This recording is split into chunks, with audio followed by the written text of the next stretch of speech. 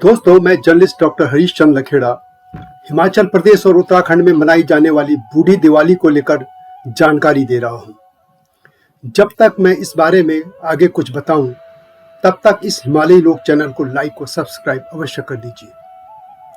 आप जानते ही हैं कि हिमालयी क्षेत्र की संस्कृति, इतिहास, लोक भाषा, सरोकार आदि को देश दुनिया के सामने रखने के लिए यह हिमालयी लोक चैनल लाया गया है।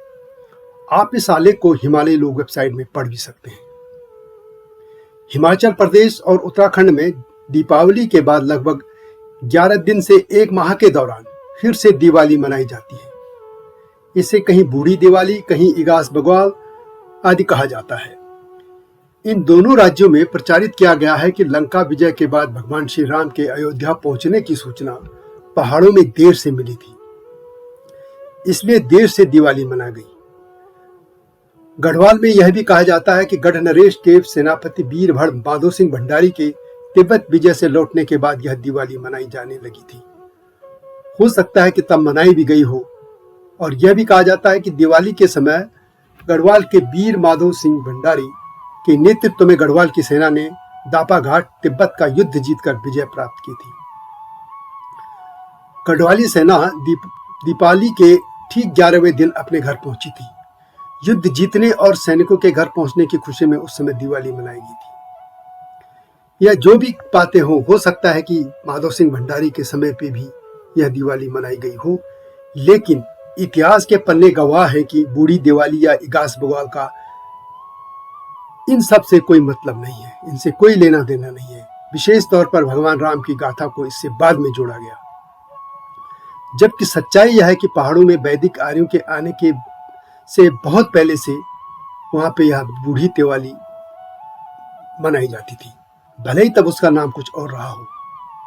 और यह खसों की विजय गाथा का पर्व है। शायद तब खसों के पास ऐसे लेखक न थे जो कि रामायण की तरह अपनी विजय गाथा को लिख सकते, याद रख पाते। इसलिए उन घटनाओं की स्मृति तो रह गई, परंतु घटनाएं वे लोग भूल गए। खसों ने किसको हराने के बाद यह उत्सव मनाना शुरू किया, जो कि अब एक त्योहार में बदल गया, यह बताने से पहले मैं आपको कुछ और जानकारी देना चाहता हूं। हिमालय क्षेत्र में प्रचलित अनेक परंपरागत पर्वों व उत्सवों के विधि विधान, तीज त्योहारों, लोकाचार एवं जन विश्वास में निहित तत्वों का ऐतिहासिक पृष्ठभूमि में विश्लेषण करने पर सहज ही देखा जा सकता है कि इनमें से बहुत से प्रकाश उत्सव ऐसे हैं जो कि खसों के विजय के स्मारक प्रतीक हैं। प्रसिद्ध लेखक डी शर्मा अपनी पुस्तक हिमालय के खस एक ऐतिहासिक व सांस्कृतिक विश्लेषण में लिखते हैं कि हमारे देश में अनेक पर्व एवं उत्सव ऐसे हैं जिनका प्रारंभिक कतिपय महत्वपूर्ण ऐतिहासिक घटनाओं की स्मृतियों को संजोए रखने के लिए किया गया था। बाद में ही परंपरागत पर्व एवं उत्सवों का रूप इन्होंने ले लिया, किंतु उनसे जुड़ी घटनाएं प्रसंग प्रतीकात्मक रूप में प्रदर्शित किए जाते रहे। यद्यपि बहुत समय बीत जाने के बाद लोग उनके मूल स्वरूप और महत्व को भूल गए। हिमाचल प्रदेश और उत्तराखंड की लोक परंपराओं में अनेक ऐसे पर्व एवं उत्सवों के अवशेष मिलते हैं, जिससे पता चलता है कि प्रागैतिहासिक काल में इन क्षेत्रों में खसों को यहाँ की प्रमुख जातियां कोल एवं नाग आदि से भयंकर संघर्ष करना पड़ा था। इनमें विजयी होने पर उन्होंने उत्सव के रूप में अतैल दीप प्रज्वलित कर अपने विजयोल्लास का अभिव्यक्त की थी। अतैल दीप मतलब यह जो दीप नहीं जला जाते बल्कि एक अग्नि से उसकी प्रकाश किया जाता है। इसमें लकड़ी और दूसरे जो परंपरागत साधन से उनको धुनी उनकी जमाई जाती है और उनको जलाया जाता है। उत्तराखंड तथा हिमाचल प्रदेश के खस प्रधान क्षेत्रों में यह परंपरा आज भी देखने को मिलती है। हिमाचल प्रदेश में निर्मंड तथा उत्तराखंड गढ़वाल का भुंडा उत्सव खसों की नागों पर विजय का उत्सव है। इसी तरह कुल्लू की बूढ़ी दिवाली या कोलेरो दिवाली तथा उत्तराखंड के गढ़वाल की इगास बग्वाल तथा कुमाऊं की बूढ़ी दिवाली वास्तव में कोलों पर विजय का उत्सव है। खसों का यह उत्सव है। मैं पहले की वीडियो में बता चुका हूं कि खसों के आने से पहले नाग और कोल, किरात आदि कई जातियां हिमालयी ढलानों पर रहती थी। कोल जाति ऋग्वैदिक काल में एक शक्तिशाली व संपन्न जाति थी। इनके नेता शंबर थे, जिसे ऋग्वेद में ऐना कहा जाता है। और उसके नेतृत्व में नागों ने 40 वर्षों तक आर्यों से संघर्ष किया था। ये नाग एक जाति थी, न कि कोई सर्प। यह मैं साफ कर देना चाहता हूं पहले। इसी तरह उत्तराखंड की बेटवार्त को भी खसों की नागों पर विजय का उत्सव माना जाता है। हालांकि बाद में यह प्रथा महामारी आपदाओं से मुक्ति पाने के लिए आयोजित होने लगी थी। उत्तराखंड की बेटवार्त पर मैं पहले एक वीडियो ला चुका हूं और वो इसी चैनल में है। इसी तरह की प्रथा हिमाचल प्रदेश में भी रही है। इसे भुंडा कहा जाता है। हिमाचल प्रदेश के कुल्लू मंडल के निर्मंड नामक स्थान पर प्रति 12 वर्ष के अंतराल में यह उत्सव मनाया जाता है।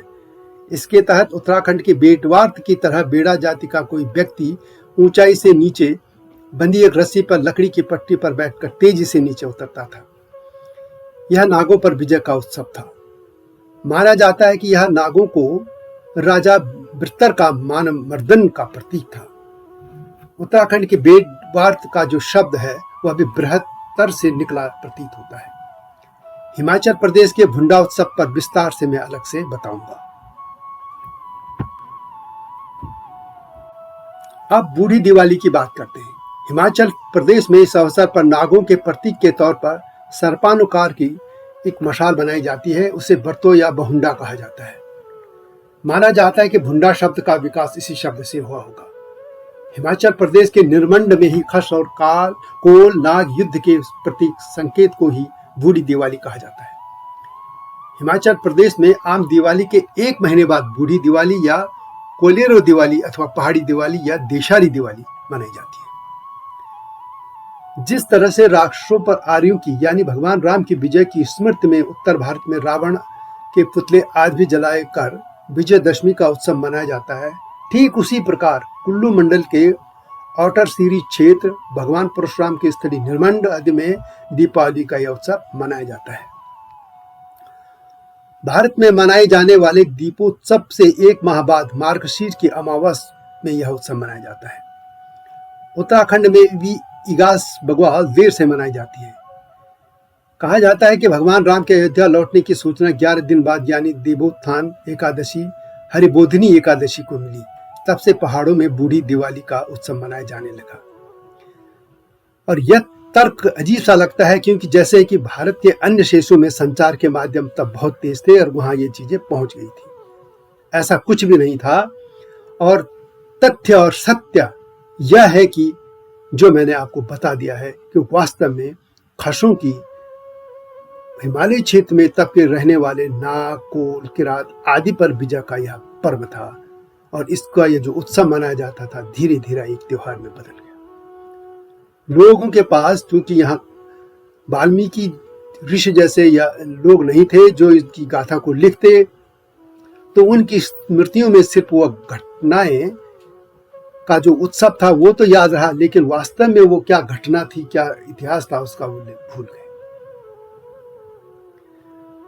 उत्तराखंड में बूढ़ी दिवाली को लोग चीड़ के भीतर की लकड़ी को लाते हैं, उसे छिल्ला भी कहते हैं, उसकी मशाल बनाकर रात में जलाकर घुमाते हैं।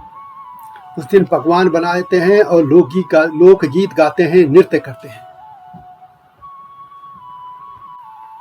हिमाचल में इसे मनाने की कुछ अलग प्रथा है। वहां सायंकाल के समय निर्मुंड क्षेत्र के लोग, मूल निवासी जो कोल लोग हैं, वो एक तय स्थान पर खूब सारी लकड़ियां एकत्रित करते हैं। उसके बाद उनको आग लगा देते हैं, उस पर उनकी आग की धूनी जलाते हैं। इसे घियाना कहते हैं। फिर इसके चारों ओर नाचने का अभिनय करते हैं। तभी अचानक गांव के खस लोग उस पर हमला बोल देते हैं और आक्रमण सा करते हैं और इस पर को लोग उस स्थान को छोड़कर भाग खड़े होते हैं। इसके बाद कई लोग कुकुर की सहायता से बारीक झाड़ियों से बनी एक रस्सी पर आग लगाकर उसे पूरे गांव में घुमाते हैं। यह रस्सी पतली विशाल सर्पाकार मशाल की होती है। यह सिर की ओर मोटी और पूंछ की ओर पतली होती है। यह एक नाग का संकेत माना जाता है। बहुत से लोग मिलकर उसे सारे गांव में घुमाते हैं और फिर उसे वहीं पर ले आते हैं जहां घियाना प्रज्वलित होती रहती है। सभी लोग इस प्रक्रिया में भाग लेते हैं और उस घियाना की परिक्रमा करते हैं। इस दौरान खास लोग उस स्थान पर कब्जा करके बैठे रहते हैं, जबकि कोल लोग उस स्थान पर कब्जा करने की कोशिश करते रहते हैं और खास उनको रोकते रहते हैं और यह संघर्ष रात भर चलता रहता है। यह कोई वास्तव में संघर्ष नहीं होता, लेकिन संघर्ष का एक नाटक जैसे होता है, एक परंपरा है, इसको निभाया जाता है। प्रातः काल में उस राख को सिर पर लगाकर उसको श्रद्धा से और उसके बाद लोग घर लौट आते हैं। इस तरह यह इसे मनाया जाता है। यह त्योहार वास्तव में खसों की कोल और नागों पर विजय का प्रतीक है, क्योंकि इसमें खस, कोल और नाग की जीव रस्सी का एक प्रतीक यहाँ बताया जाता है। माना जाता है कि इस संघर्ष में नाग तो पूरी तरह से नष्ट हो गए थे, जबकि कोलों ने खसों की अधीनता स्वीकार कर ली थी। बाद में मैदानों से पहाड़ों में आए वैदिक कार्यों के आने के बाद वहां कार्तिक कृष्ण पक्ष की अमावस को लक्ष्मी पूजन के साथ दिवाली मनाई जाने लगी। हालांकि पहाड़ों में इससे पहले से ही कई तरह की दिवालियां मनाई जाती रही हैं। उत्तराखंड के कुमाऊं मंडल में भी इसे बूढ़ी दिवाली कहा जाता है, जबकि गढ़वाल में इसे इगास बग्वाल कहा जाता है। गढ़वाल में 4 बग्वाल होती है। पहली बग्वाल कार्तिक माह में कृष्ण पक्ष की चतुर्दशी को, दूसरी अमावस्या को पूरे देश की तरह गढ़वाल में भी अपनी आंचलिक विशिष्टताओं के साथ मनाई जाती है। तीसरी बग्वाल बड़ी बग्वाल के ठीक 11 दिन बाद आने वाली कार्तिक मास शुक्ल पक्ष की एकादशी को मनाई जाती है। गढ़वाली में एकादशी को इगास कहते हैं, इसलिए इसे इगास बग्वाल के नाम से जाना जाता है। चौथी बग्वाल तो दूसरी बग्वाल या बड़ी बग्वाल के ठीक 1 महीने बाद मार्गशीर माह की अमावस को मनाई जाती है। इसे ऋख बग्वाल कहते हैं।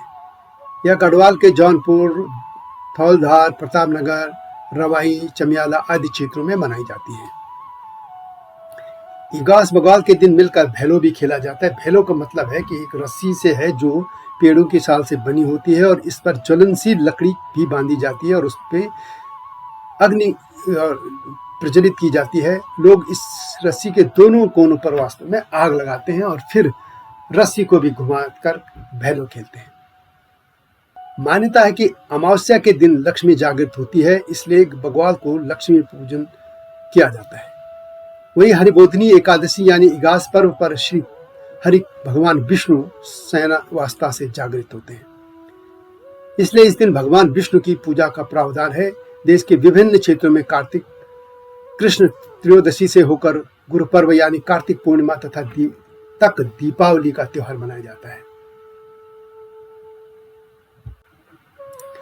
गढ़वाल में इगास बग्वाल में पशुओं के लिए भी विशेष आहार यानी जौ का पीनू तैयार किया जाता है। उनके माथे पर हल्दी का टीका, सींगों पर सरसों का तेल लगाकर उन्हें परात में सजाकर अन्नग्रास दिया जाता है। इसे गौग्रास कहते हैं। वास्तव में यह त्योहार पशुओं की कृतज्ञता का है, मानने का है और उस दिन पशुओं से कोई काम नहीं लिया जाता है। बैलों को जंगलों में छोड़ दिया जाता है, वे चर के आते हैं। और तो दोस्तों, यह थी हिमालय क्षेत्र की बूढ़ी दिवाली इगास बग्वाल मनाने की गाथा। यह वीडियो कैसी लगी कमेंट में अवश्य लिखें। हिमालय लोग चैनल को लाइक और सब्सक्राइब करना न भूलना और इसके टाइटल सॉन्ग हम पहाड़ औला को भी सुन लेना। मेरा ही लिखा है और इसी चैनल में है। अगली वीडियो का इंतजार कीजिए। तब तक जय हिमालय, जय भारत।